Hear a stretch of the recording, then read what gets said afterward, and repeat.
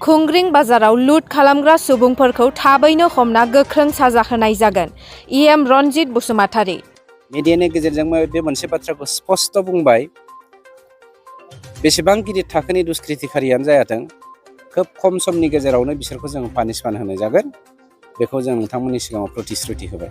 दिनै फुंबिलि समाव खुंग्रिं बाजाराव सिनाय मोनै दुथांफोरा पिस्तल देखायना सासे माइ बेफारिनिफ्राय 2 लाख रां लुट खालामनाय जाथायखौ मिन्थिना जाथायसालियाव फैनानै खबर लाफैयो बिथां बिटिआरनि इएम रनजित बसुमतारिया। बेयावनो लुट खालामग्रा सुबुंफोरा जेखि थाखोनि जाया मानो थाबैनो हमनानै गोख्रों साजा होनाय जागोन होनना खौरांगिरिफोरनि सिगाङाव बुंथियो।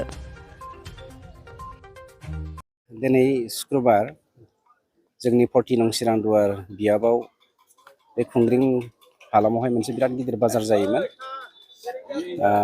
दुर्भाग्यजनक बे दिनैनि दिनाव बे हालामनि जि जौगानाय बे जौगानायखौ जों बयबो नुनो मोनदों। थांनाय 17 बोसोराव जोंनियाव बेफोरबायदि जौगानायखौ नुनो मोनाखैमोन, खिन्थु सान्थि गायसननाय लोगो लोगोनो बेफोरबायदि खना खनला हालामफ्रावबो जौगानायखौ जों मोननो हाबाय। नाथाय दुखुनांथावसिन बाथ्राया जादों दिनैनि दिनाव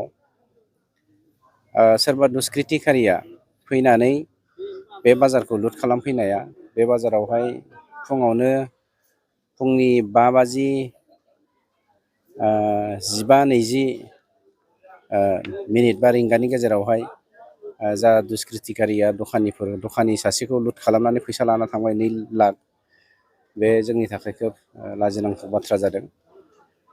दाना खोन्थाया जादों जोंनि बर' समाजावहाय जौगानायखौ लुबैयो गोबां दंमारो, बेखौ दिनै जों प्रमान मोननो हादों। जेखियानो जायाथों, आं नोंथांमोननि मिडियानि गेजेरजों बे हालामनि जौगानायखौ बयबो खौसेयै लैहोर लैहोर आखाइ हमलायनानै फैनानै जौगाहोनांगौ बेखौ खावलायदों।